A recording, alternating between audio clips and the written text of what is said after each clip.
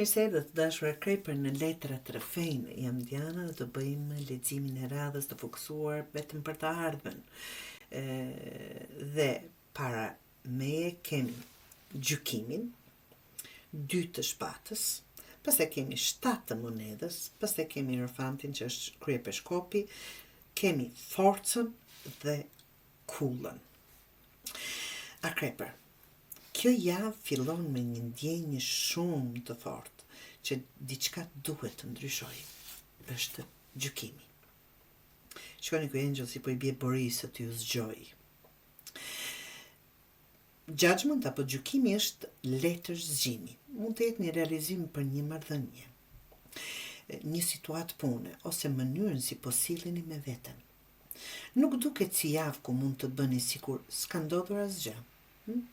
Diçka po ju troket fort në mendjen e juaj dhe ju e dini që nuk mund ta shtyni pafund. 2 të shpatës tregon se megjithse e dini çfarë po ju shqetëson, ende nuk po merrni vendim. Jeni mes 2 rrugëve, 2 mendimeve ose 2 zgjedhjeve. Mund të jetë një person që ju ka lodhur emocionalisht, por një pjesë e juaja ende nuk do ta pranojë realitetin. Kjo letër tregon dhe bllokim mendor të dashura Krejper. Jo sepse nuk dini çfarë të bëni, por sepse po shpresoni që situata të ndryshojë vetë. 7 të monedhës tregon pritje dhe durim. Keni investuar kohë, energji ose ndjenja në diçka dhe tani po pyesni veten, a ja vleti? Për disa prej jush kjo lidhet me financa dhe punë, ku rezultatet po ecin ngadalë. Për të tjerët lidhet me një lidhje ku ndiheni sikur po jepni shumë, ndërsa ana tjetër vetëm po mendon. Dhe ju po lodheni duke u jitur një pemë që jep fruta një herë në 6 muaj. Ta them kështu.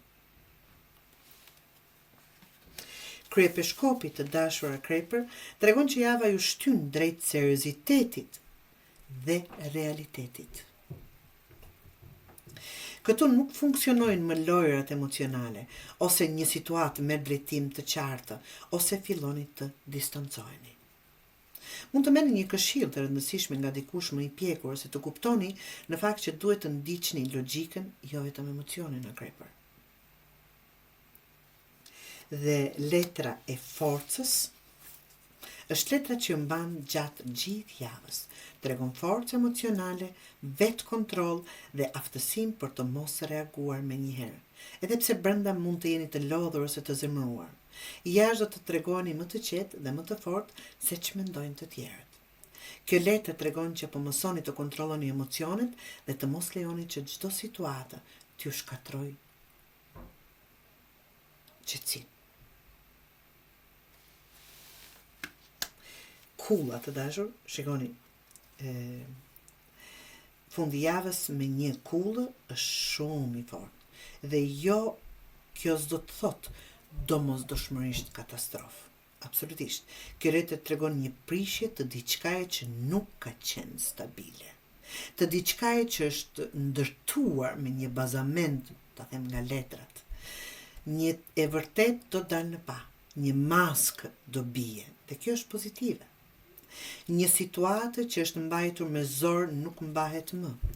Për disa mund të jetë debat, ndarje, shpërthim emocionesh, ose thjesht momenti kur thoni mjaft, mjaft. Nuk do thot për gjithë debate, nuk do thot për të gjithë ndarje. Është mjaft, por sinqerisht kjo kull po bie sepse nuk është, apo nuk ishte ndërtuar mbi paqe reale.